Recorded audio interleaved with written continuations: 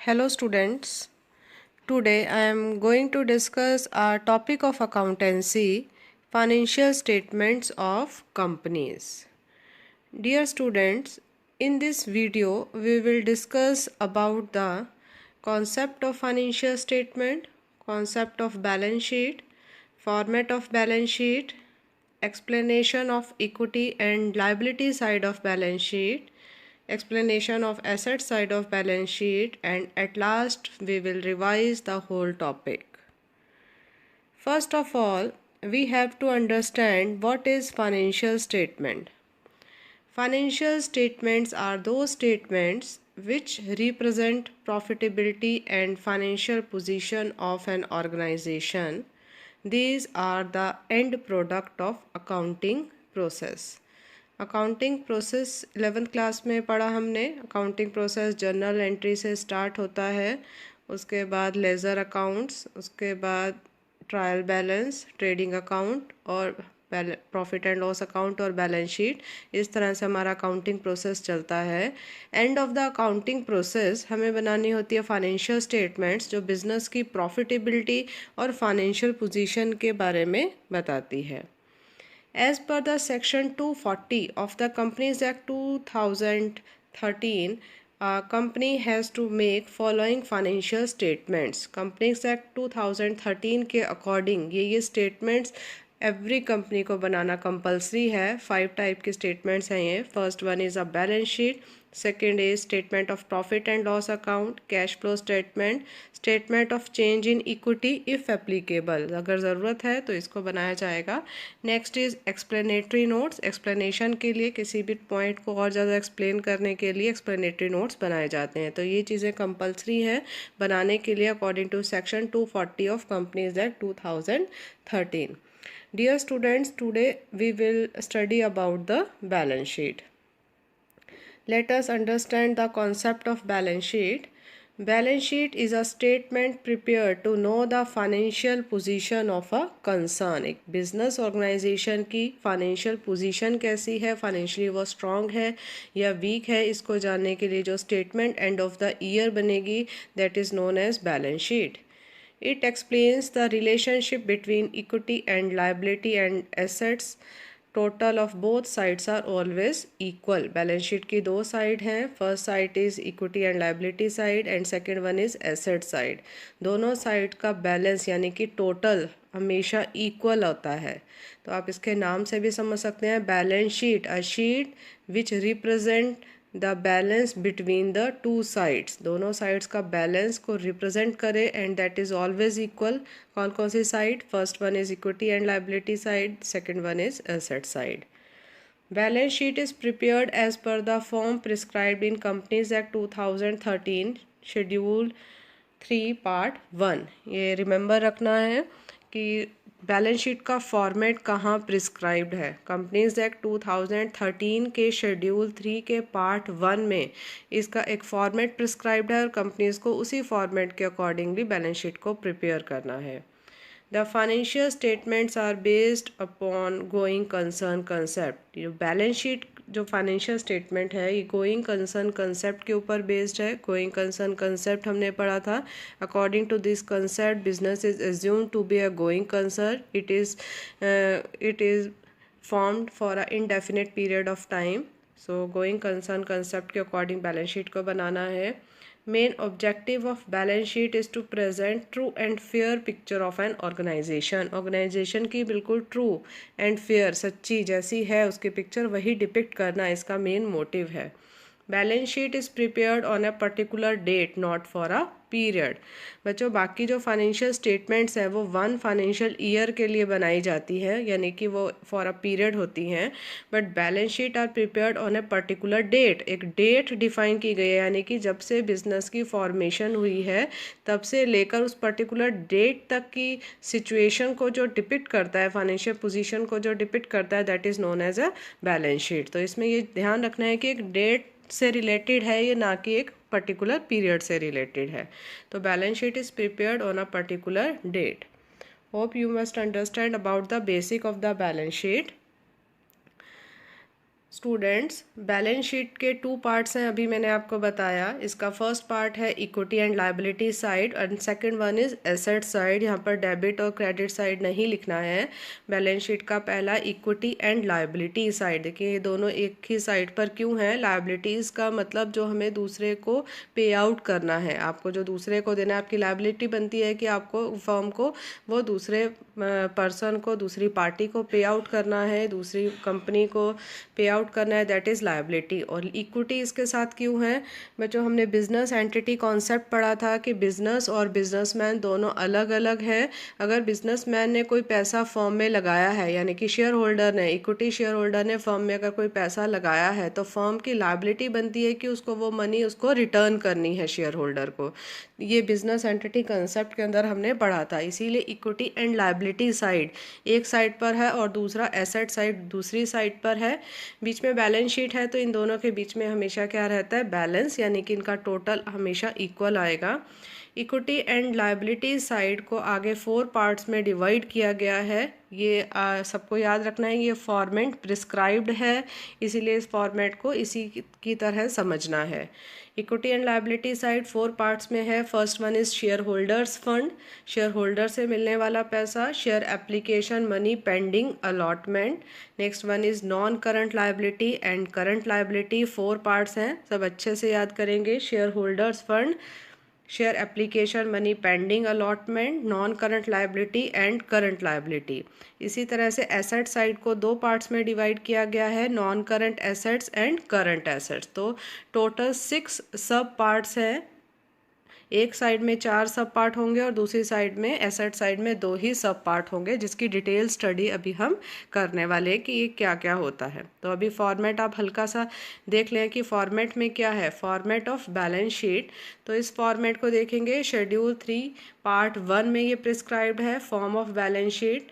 Left hand side में देखें, company का नाम है, business balance sheet as at. देखिए इसका क्या मतलब है, एज एट। एज एट का मतलब एक पर्टिकुलर डेट यहाँ लिखी जाएगी कि किस दिन की ये बैलेंस शीट है, जब से फॉर्मेशन हुई है तब से लेकर उस डेट तक की फाइनेंशियल पोजीशन को ये डिपिक्ट कर रहा, ना कि एक पर्टिकुलर पीरियड की। तो यहाँ पर डेट लिखी जाएगी and of the financial year की। तो एंड ऑफ द फाइनेंशियल सभी जानते हैं 31 March end of the financial year है, तो कोई भी साल का 31 मार्च जो होगा वो यहाँ लिखा जाएगा।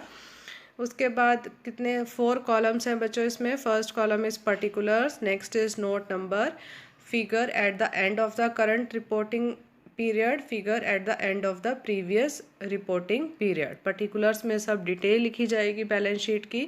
नोट नंबर में नंबर लिखा जाता है, इसकी एक्सप्लेनेशन अगर आपको कहीं और देनी है तो यहाँ पर एक नंबर लिखा जाए कि एक नंबर लिखा है, तो एक्सप्लेनेटरी नोट के फर्स्ट नंबर पर आप जाके इसकी और डिटेल देख सकते हैं। 2 लिखा है तो 2 में जाकर आप इसके एक्सप्लेनेटरी नोट्स देख सकते हैं। उसके बाद बच्चों जो अमाउंट है वो 3rd और 4th कॉलम में लिखी जाती है। करंट ईयर की अमाउंट 3rd कॉलम में और प्रीवियस ईयर की अमाउंट 4th कॉलम में लिखी जाएगी। इस साल क्या जो इन्फॉर्मेशन है वो 3rd कॉलम में लिखेंगे, प्रीवियस ईयर का 4th कॉलम में लिखेंगे। तो इसको लिखने का लॉजिक क्या है, 2 साल का ये कंपैरेटिव एनालिसिस इससे हो सकता है। आप देख सकते हैं कि एक साल से दूसरे साल में क्या क्या चेंजेस आए हैं, वो एक बार में इकट्ठा लिखा होगा तो ईजी टू एनालाइज करना रहेगा। अब देखेंगे बच्चों, ये जो फिगर है इसमें इक्विटी एंड लायबिलिटी साइड को 4 पार्ट्स में डिवाइड करके दिखाया है, जो पहले भी दिखाया गया था। Share holders fund, share application money pending allotment, 3rd one is non current liability and 4th one is current liability. आप देखेंगे कि इनके कुछ सब पार्ट्स भी हैं, तो इनके सब पार्ट को भी हमें समझना है। शेयर होल्डर्स फंड को 3 पार्ट्स में डिवाइड किया गया है था। इसी तरह से नॉन करंट लायबिलिटी को 4 पार्ट्स में डिवाइड किया गया है, करंट लायबिलिटी को भी 4 पार्ट्स में डिवाइड किया गया है। ये इसका फॉर्मेट है, कौन सी side, equity and liability side.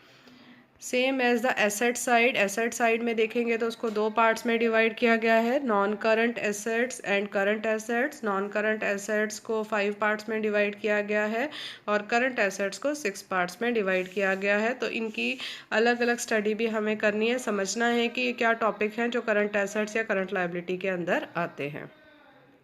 तो let's start with the explanation of equity and liability side. Equity and liability side में सबसे पहले जो फर्स्ट पॉइंट आता है that is share holders fund. Share holder यानी कि इक्विटी शेयर होल्डर या प्रेफरेंस शेयर होल्डर, वो शेयर होल्डर जो कंपनी में पैसे को इन्वेस्ट करते हैं, कंपनी में पैसा लगाते हैं, कंपनी के शेयर्स परचेज करते हैं। और बच्चों यू शुड रिमेंबर कि शेयर होल्डर कंपनी के ऑनर होते हैं उतने हिस्से के लिए जितना उन्होंने शेयर परचेज किया है, पूरी कंपनी के नहीं, उस पार्ट के लिए जितना उन्होंने शेयर्स परचेज किए हैं। तो शेयर होल्डर ने अगर बिजनेस में पैसा लगाया है तो वो इक्विटी कहलाई जाती है। और शेयर होल्डर फंड वही हमारा जो कंसेप्ट था बिजनेस एंटिटी कॉन्सेप्ट के अंतर्गत इसको लायबिलिटी साइड में दिखाना है, क्योंकि फर्म की लायबिलिटी बनती है कि प्रॉफिट जब होगा तो उनको ये रिटर्न करना in the form of dividend, और जब कंपनी का लिक्विडेशन होता है तब भी इनका पैसा वापस किया जाता है। तो शेयर होल्डर्स फंड पहला जो है मेन हेड है वो शेयर होल्डर फंड है, उसका सब हेड है शेयर कैपिटल। तो शेयर कैपिटल यानी कि शेयर से जो पैसा आया है, शेयर्स को इशू करने के बाद जो कैपिटल आपकी आई है वो शेयर कैपिटल कहलाती है। कैपिटल क्या है? बिजनेस के फॉर्मेशन के लिए या एक्सपेंशन के लिए जब मनी की ज़रूरत होती है तो उसको कैपिटल कहते हैं, फर्म में पैसा लगाने को कैपिटल कहते हैं। तो कैपिटल और शेयर से जो कैपिटल आती है, शेयर से जो पैसा आता है वो शेयर कैपिटल कहलाती है। तो शेयर कैपिटल को इस तरह से दिखाया जाता है नोट्स टू अकाउंट में, एक्सप्लेनेटरी नोट्स में। इसमें कौन कौन सी कैपिटल रहती है? Authorised capital, issued capital, subscribed capital, subscribed but not fully paid up, subscribed but fully paid up, इसमें से कॉल्स इन एरियर माइनस करना है, share for future account add करना है। तो एक वन बाय वन इसको समझते हैं। ऑथराइज्ड कैपिटल, जब कंपनी का फॉर्मेशन होता है तो एमओए में हमें डिफाइन करना होता है कि कंपनी एक अपनी लाइफ टाइम में मैक्सिमम कितना शेयर्स को इशू कर सकती है, that is known as authorised capital. उससे ज़्यादा वो इशू नहीं कर सकती, करना होगा तो फिर उसको एक नया रेजोल्यूशन पास करना होगा, उसका अलग प्रोसीजर है। ऑथराइज्ड कैपिटल मैक्सिमम कैपिटल है, उसमें से जो कंपनी ने इशू किया है that is issued capital. Company जो इशू कर रही है वो इशूड कैपिटल है।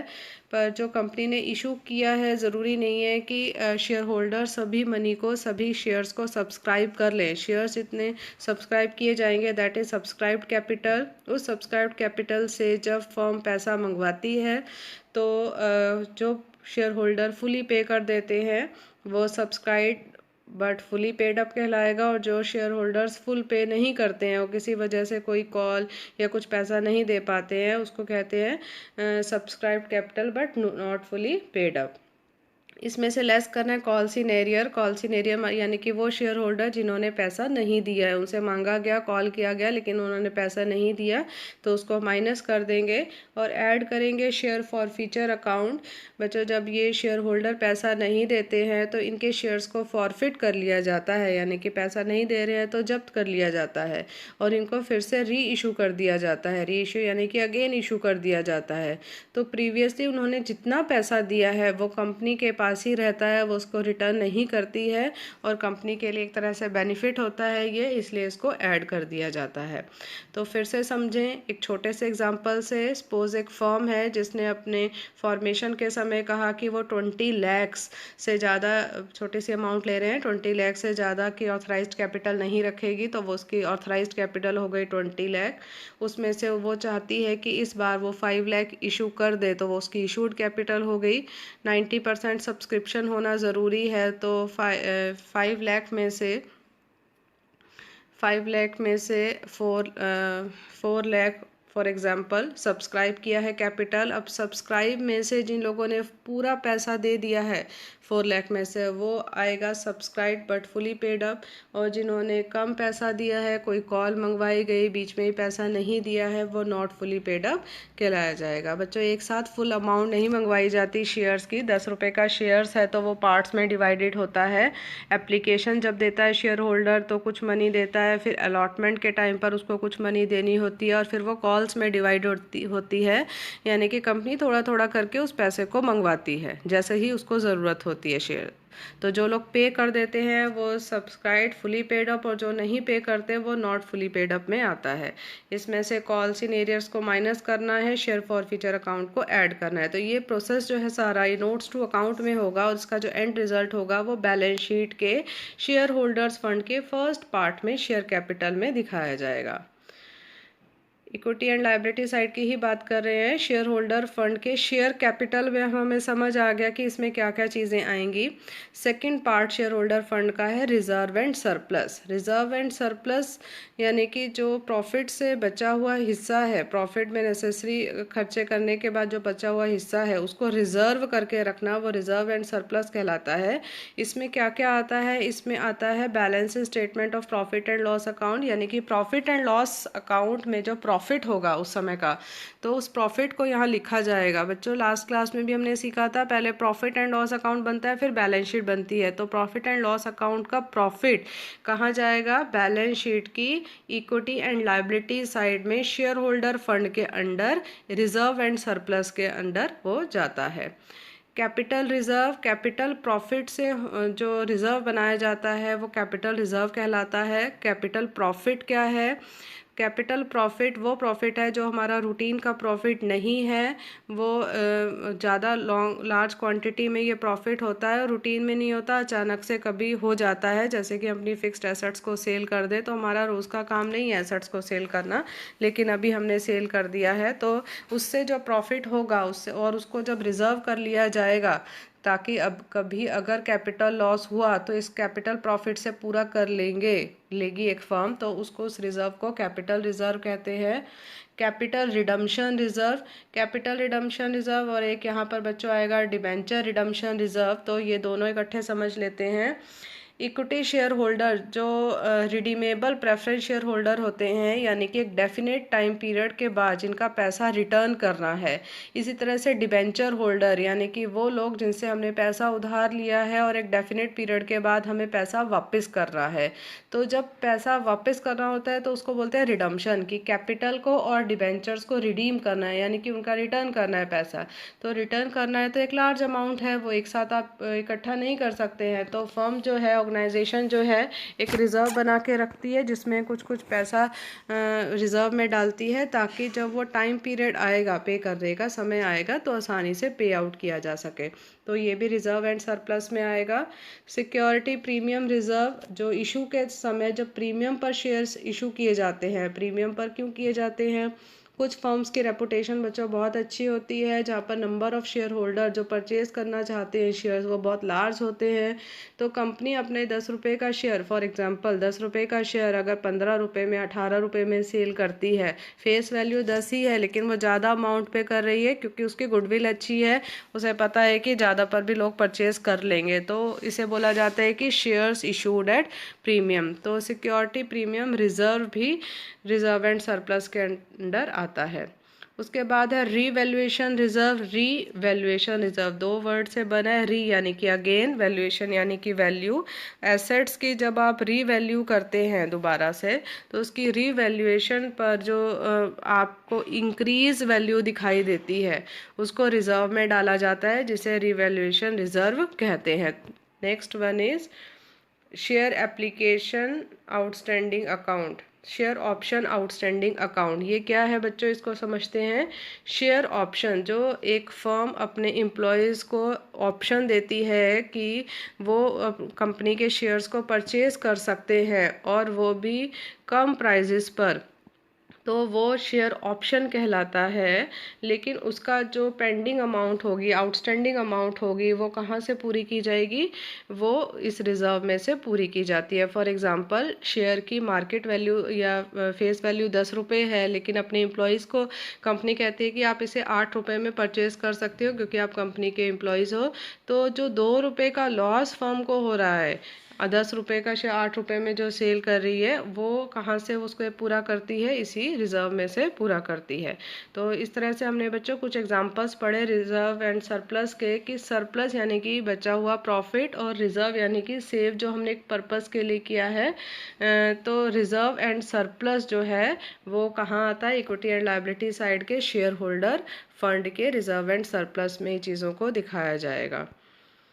उसके बाद बच्चों थर्ड हमारा जो चीज़ आती है शेयर होल्डर फंड में, that is money received against share warrant.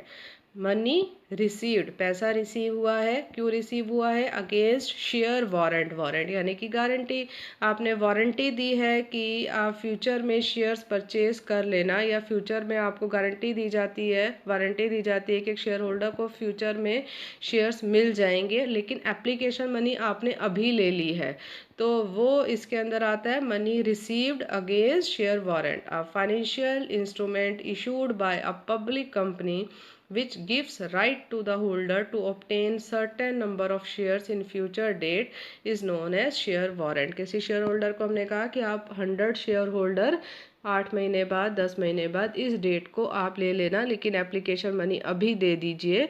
तो अभी जो आपको मनी रिसीव हो गई है वो money received against share warrant है, तो एक फॉर्म की लायबिलिटी बनती है कि उसको शेयर्स अभी देने हैं, तो इसीलिए ये लायबिलिटी के अंडर आया है। तो फर्स्ट 4 पार्ट्स में बच्चों बार बार रिवाइज करते जाइए। 4 पार्ट्स में equity and liability side divided है, और उसका first part shareholder fund है। First part shareholder fund में share capital, reserve and surplus और money received against share warrant है। उसके बाद second part equity and liability side का है share application money pending allotment. तो share application money, देखिए अभी मैंने आपको बताया था शेयर्स इशू करने के स्टेप्स हैं। पहले आपने एप्लीकेशंस मंगवाई, एप्लीकेशन के साथ कुछ पैसा आया है, फिर आप अलॉट करेंगे शेयर्स को। तो मान लीजिए जो आपकी डेट ऑफ बैलेंस शीट है वो 31 मार्च है, और उससे पहले एप्लीकेशन मनी आ जाती है, लेकिन अलॉटमेंट उससे पहले नहीं हो पाई है। अलॉटमेंट बैलेंस शीट के बनने के बाद होगी, ठीक है। तो क्योंकि पैसा पहले आ गया, उस पैसे को कहीं ना कहीं आपको शो करना है, तो उसे इसी में शो किया जाएगा शेयर एप्लीकेशन मनी। शेयर की एप्लीकेशन मनी आ गई है पेंडिंग अलॉटमेंट, लेकिन अलॉटमेंट करना अभी पेंडिंग है। When a public company received application money before balance sheet date but date of allotment falls after balance sheet date, then that application money comes under capital and liability side of balance sheet. तो 2 point हमने पढ़ लिए हैं 4 में से, share holders fund और share application money pending allotment. Third equity and liability side में आता है बच्चों नॉन करंट लायबिलिटीज़। करंट और नॉन करंट लायबिलिटीज़ फिर से रिवाइज कर ले एक बार। करंट लायबिलिटीज़ वो लायबिलिटी है जिसको विद इन 1 ईयर आपको पे करना है, 12 महीने के अंदर अंदर जिस लायबिलिटी को पे करना है वो करंट लायबिलिटी है। नॉन करंट लायबिलिटी यानी कि लॉन्ग टर्म की लायबिलिटी है जिसको 12 महीने के बाद आपको पे करना है। ये वो उधार है, ये वो लायबिलिटीज़ हैं जिसको लॉन्ग टर्म में पे करना है। ये long term non current liabilities कहलाती हैं। इसके सब पार्ट है long term borrowing, long term के लिए उधार जो आपने लिया, deferred tax liability, other long term liability, long term provision. 4 parts में डिवाइडेड है। नॉन करंट है, ये नॉन करंट है यानी कि लॉन्ग टर्म है, तो सबको लॉन्ग टर्म में ही समझना है। लॉन्ग टर्म बोरोइंग क्या है? लॉन्ग टर्म के लिए जो उधार लिया है, यानी कि 1 साल से ज़्यादा के लिए आपने उधार लिया है, तो डिबेंचर्स हो सकते हैं और लॉन्ग टर्म लोन्स हो सकते हैं जो आपने लॉन्ग टर्म के लिए उधार लिया है। दूसरा है डेफर्ड टैक्स लायबिलिटी। बच्चों इस पॉइंट को समझना है, deferred tax liability.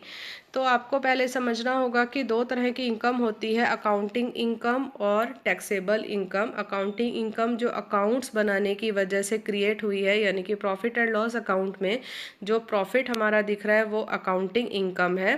Taxable income वो इनकम होती है जो टैक्स पर्पज़ के लिए कैलकुलेट की जाती है। दोनों का तरीका अलग अलग है, अकाउंटिंग इनकम कैलकुलेट करने का और टैक्सेबल इनकम कैलकुलेट करने का। बच्चों जब अपनी अकाउंटिंग इनकम ज़्यादा होती है और टैक्सेबल इनकम कम है, तो जो अराइज होता है वो टैक्स लायबिलिटी अराइज होती है, डेफर्ड टैक्स लायबिलिटी। यानी कि आपकी इनकम ज़्यादा है लेकिन आपने उसको कम शो किया है टैक्सेबल इनकम में, तो अभी आपको और टैक्स पे करना है। आपने अभी टैक्स कम पे किया, अभी आपको और टैक्स पे करना है, तो वो डेफर्ड टैक्स लायबिलिटी कहलाती है। ठीक है, तो आपकी लायबिलिटी बनती है कि आपको और टैक्सेस को पे करना है। इसको एक एग्जांपल से समझिए कि जब हमने टैक्सेबल इनकम कैलकुलेट की तो हमने टैक्सेस पे कर दिए उसके अकॉर्डिंग, लेकिन जब फाइनेंशियल स्टेटमेंट्स बनी तो हमें दिखा देखा कि नहीं, हमें टैक्सेस तो कम पे किए हैं, हमारी अकाउंटिंग इनकम तो ज़्यादा बन रही है, यानी कि अपने को और टैक्स पे करना है। तो उस टाइम जो लायबिलिटी बनेगी वो डेफर्ड टैक्स लायबिलिटी बनेगी और उसको फिर पे करना होगा। Next one is long term liability, other long term liability. तो अदर लॉन्ग टर्म लायबिलिटी या उसमें आता है premium payable on redemption of debenture and preference shares. देखिए, जब अभी रिडम्पशन ऑफ डिबेंचर और प्रेफरेंस शेयर्स बताया था कि जब इनकी ड्यू डेट आ जाती है, यानी कि इनका पैसा रिटर्न करना है, तो हो सकता है कि इशू के टाइम पर आपने ये कंडीशन रखी हो कि रिडम्पशन जो है वो प्रीमियम पर किया जाएगा, यानी कि 10 रुपये का डिबेंचर या प्रेफरेंस शेयर है उसके जगह 14 रुपये दिए जाएंगे, 14 रुपीज़ दिए जाएंगे, और 4 रुपये जो एक्स्ट्रा दिए जा रहे हैं वो प्रीमियम है जो हम पे करेंगे। तो फर्म की लायबिलिटी बनती है प्रीमियम पे करना, और ये शॉर्ट टर्म के लिए तो हमने डिबेंचर्स इशू नहीं किए थे, लॉन्ग टर्म के लिए किए थे, तो इसीलिए ये नॉन करंट लायबिलिटी के अंदर आता है। लॉन्ग टर्म प्रोविजंस, पहले हमने रिजर्व्स पढ़े थे, तो प्रोविज़न रिजर्व में डिफरेंस हमने पढ़ा हुआ है। प्रोविज़न एक स्पेशल पर्पस के लिए बनाए जाते हैं और इसका अमाउंट भी हमें पहले से ही पता होता है। तो लॉन्ग टर्म के लिए जो हमें पेमेंट करनी ही करनी है फ्यूचर में, उसके लिए अगर हम पैसा अभी से प्रोविज़न बना के उसको सेव करते हैं तो वो प्रोविज़न कहलाता है लॉन्ग टर्म प्रोविज़न। इसमें एम्प्लॉई के बेनिफिट का, ग्रेजुटी का और अर्न लीव का पैसा आता है। तो बच्चों, आपने बहुत बार सुना होगा कि रिटायरमेंट पर किसी पर्सन को बहुत सारे पैसे मिले, तो वो उसकी ग्रेजुटी का पैसा हो सकता है, वो उसके अर्न लीव का पैसा हो सकता है, वो उसके डिफरेंट बेनिफिट्स का पैसा है जो एक कंपनी ने, एक फर्म ने या ऑर्गेनाइजेशन ने प्रोविज़न बनाकर रखा है, ताकि जब वो रिटायर होगा तो वो पेमेंट कर दी जाएगी। तो ये भी लॉन्ग टर्म का है, क्योंकि जो पर्सन है वो 1 साल में तो रिटायर होगा नहीं, बहुत साल में होगा। तो इस तरह लॉन्ग टर्म प्रोविज़न जो लंबे समय के लिए प्रोविज़न बनाए जाते हैं और जिनका अमाउंट हमें पता है और पर्पस भी पता है, वो लॉन्ग टर्म प्रोविज़न कहलाता है। तो बच्चों, third part non current liability को 4 पार्ट्स में हमने डिवाइड कर दिया। नेक्स्ट वन, फोर्थ पार्ट जो हमारा आता है वो है करंट लायबिलिटी। करंट लायबिलिटी का मतलब अब आप समझ गए हैं, विद इन 1 ईयर जिनकी पेमेंट करनी है वो करंट लायबिलिटीज़ हैं। इसमें आते हैं शॉर्ट टर्म के borrowings, trade payable, other current liability और short term provisions. Short term borrowing, वहाँ लॉन्ग टर्म बोरोइंग था नॉन करंट में, यहाँ पर शॉर्ट टर्म बोरोइंग है, यानी कि 1 साल के लिए कुछ उधार लिया है, बैंक ओवरड्राफ्ट और डिपॉजिट्स उसमें आते हैं। ट्रेड पेबल, 2 चीज़ों का कॉम्बिनेशन है, क्रेडिटर्स और बिल्स पेबल। क्रेडिटर जिनको हमें पैसा देना है, और बिल्स पेबल यानी कि आपने उधार पर परचेज किया है, उसका बिल आपके पास है, आपको पे करना है वो फ्यूचर में, लेकिन कितना फ्यूचर में, 1 साल तक ही। अदर करंट लायबिलिटी, इसके बाद एडवांस में जो चीज़ें आपके पास आ गई हैं, या अनपेड डिविडेंड, डिविडेंड इस साल का पे नहीं किया है, आउटस्टैंडिंग एक्सपेंसेस है, कॉल्स इन एडवांस है, ये चीज़ें इसमें आएंगी। बच्चों, एक पॉइंट याद रखेंगे, कॉल्स इन एरियर कहाँ गया था, क्या कुछ याद है? Calls in arrear share holder fund में हमने उसको माइनस किया था शेयर कैपिटल में से, और कॉल्स इन एडवांस को अदर करंट लायबिलिटी में दिखाना है, तो ये पॉइंट पेपर में आता है। शॉर्ट टर्म के लिए प्रोविज़न यानी कि डाउटफुल डेट्स और taxation, tax provision for taxation, tax तो हर साल पे करते हैं, तो उसके लिए हर साल के लिए सिर्फ 1 साल के लिए पैसा रखना शॉर्ट टर्म प्रोविज़न्स कहलाता है। तो इस तरह से हमने अपनी इक्विटी एंड लायबिलिटी साइड को 4 पार्ट्स में डिवाइड किया, उनके सब पार्ट भी हमने समझ लिए हैं। चलिए, अब एसेट साइड पर आते हैं स्टूडेंट्स। एसेट साइड में हमने पढ़ा था कि इसकी 2 साइड्स होती हैं, नॉन करंट और करंट। तो फर्स्ट वन है non current assets. Non current assets वो एसेट्स हैं जो विद इन 1 ईयर जिसको कैश में कन्वर्ट किया जा सकता है, जिसको 1 से ज़्यादा ईयर लगेंगे, नॉन करंट है वो। जिसको 1 साल से ज़्यादा लगेगा वो नॉन करंट एसेट्स कहलाता है। नॉन करंट एसेट्स में पहला आता है फिक्स्ड एसेट्स। तो फिक्स्ड एसेट्स के तो नाम से ही क्लियर है, जो लॉन्ग टर्म के लिए हमारे पास है, जैसे कि प्लांट है, मशीनरी है, बिल्डिंग है, तो वो फिक्स्ड एसेट्स कहलाता है। फिक्स्ड एसेट्स में है टेंजेबल एसेट्स, इंटेंजेबल एसेट्स, दोनों आप समझते हैं। टेंजेबल एसेट्स वो एसेट्स हैं which can be physically seen and touched, that is land, building. Intangible assets can not be physically touched and seen, that is goodwill, trademark. Capital work in progress या intangible assets under development, अगर कोई fixed asset जो है वो develop हो रही है, बन रही है, कोई बिल्डिंग बन रही है, कोई प्लांट कंस्ट्रक्ट हो रहा है, that is known as capital work in progress. Intangible assets under development, intangible assets develop हो रही है, अंडर कंस्ट्रक्शन, अंडर डेवलपमेंट, तो इनटेंजिबल एसेट्स अंडर डेवलपमेंट लिखा जाता है और ये फिक्स्ड एसेट्स के पार्ट है। नॉन करंट एसेट्स में सेकंड पार्ट है नॉन करंट इन्वेस्टमेंट। तो नॉन करंट है यानी कि लॉन्ग टर्म के लिए पैसे को इन्वेस्ट कर देना किसी प्रॉपर्टी में या किसी फाइनेंशियल इंस्टीट्यूट में या किसी और कंपनी के शेयर्स या डिबेंचर्स परचेज करने लॉन्ग रन के लिए, तो वो नॉन करंट इन्वेस्टमेंट कहलाता है। Deferred tax assets, deferred tax liability हमने समझ ली है। तो एसेट जब अकाउंटिंग इनकम कम है और टैक्सेबल इनकम ज़्यादा है, यानी कि आपने टैक्सेस ज़्यादा पे कर दिए हैं जबकि आपके टैक्सेस कम बनते थे, तो वो रिफंड हो जाएगा या वो आगे एडजस्ट हो जाएगा नेक्स्ट टैक्सेस में, तो वो हमारी एसेट्स बनती हैं और वो भी लॉन्ग टर्म से रिलेटेड है, इसलिए डेफर्ड टैक्स एसेट्स आएगा यहाँ। Long term loans and advances, जो लोन और एडवांसेस आपने मोर देन 12 मंथ्स के लिए दिए हैं उसको long term loans and advances कहते हैं। These loans received back after more than 12 months from the date of balance sheet, example security deposit and capital advances. Long term के लिए जो आपने उधार दिया है वो आपकी नॉन करंट एसेट्स है। अदर नॉन करंट एसेट्स, इसके बाद जो और किसी हेड में नॉन करंट एसेट्स होगी वो यहाँ डाल देंगे, यानी कि लॉन्ग टर्म के लिए एसेट जो लंबे समय तक आपके पास है और जल्दी को जो कैश में कन्वर्ट नहीं होगी, वो लोन वो उधार जो आपने दे दिए हैं लेकिन आप तुरंत उस वापस नहीं ले सकते हो, कम से कम 1 साल तक तो नहीं ले सकते हो, तो वो नॉन करंट एसेट्स कहलाती है। करंट एसेट जो 1 ईयर के लिए आपके पास है यानी कि विद इन 1 ईयर कैश में कन्वर्ट हो जाएगी, जैसे कि करंट इन्वेस्टमेंट जिसको 12 महीने के बाद ही आप ऐसा पैसा जो बाहर इन्वेस्ट किया है लेकिन जल्दी वो कैश में कन्वर्ट हो जाएगा। इन्वेंट्री स्टॉक आपके पास जो है वो इसके अंदर आता है। ट्रेड रिसीवेबल, 2 चीज़ें मिलती है इसमें ट्रेड रिसीवेबल में, डेटर्स और BR बिल्स रिसीवेबल, यानी कि उधार पर सामान बेचा गया है और डेटर्स जिनसे आपने पैसा लेना है और विद इन 12 मंथ्स वो आपको रिसीव हो जाएगा। कैश एंड कैश इक्वलेंट, बिल्कुल कैश जो आपके पास है या कैश के इक्वल चीज़ें जैसे कि ड्राफ्ट है, बैंक में जो पैसा जमा है वो भी इसके अंदर आता है। Short term loans and advances, 1 साल से कम के लिए जो आपने उधार दिया है, short term loans and advances वो भी आपकी करंट एसेट्स हैं। और भी करंट एसेट्स हो सकती हैं जैसे कि कॉन्टीजेंट लायबिलिटी और कमिटमेंट, किसी को कोई कमिटमेंट करना, या कंटीजेंट लायबिलिटी जो सिचुएशन बेस्ड है, वो लायबिलिटी अराइज भी हो सकती है और नहीं भी हो सकती है, तो वो कंटीजेंट लायबिलिटी कहलाती है। फॉर एग्जांपल कोई केस आपका चल रहा है कोर्ट में, तो अगर आप उसको जीत जाते हैं तो आपकी एसेट्स हो जाएंगी, तो या लायबिलिटी भी क्रिएट हो सकती है, तो वो चीज़ें यहाँ पर आती हैं। तो स्टूडेंट्स हमने मेन हेड और सब हेड उसके पढ़ लिए हैं बैलेंस शीट के। अब एक बार इसको रिवाइज करते हैं फॉर्मेट को। दोबारा से फॉर्मेट देखिए तो क्या अब आप इसे समझ पा रहे हैं। बैलेंस शीट का equity and liability side, share holder fund, share holder से जो पैसा मिला वो शेयर होल्डर फंड है। 3 पार्ट्स में डिवाइड है। शेयर कैपिटल जिसमें हमने authorised capital, issued, subscribed, called up, paid up, ये सब पढ़ा था। Reserve and surplus, different type के रिजर्व्स एंड सरप्लस इसमें हमने पढ़े थे। Money received against share warrant, आपने गारंटी दी है कि आपको शेयर्स दे दिए जाएंगे लेकिन पैसा आपको अभी मिल गया है, ये तीनों चीज़ें शेयर होल्डर फंड में आ गई। Share application money pending allotment, application money दे दी गई है लेकिन अलॉटमेंट बैलेंस शीट की डेट के बाद होगा। तो third point non current liability और करंट लायबिलिटी।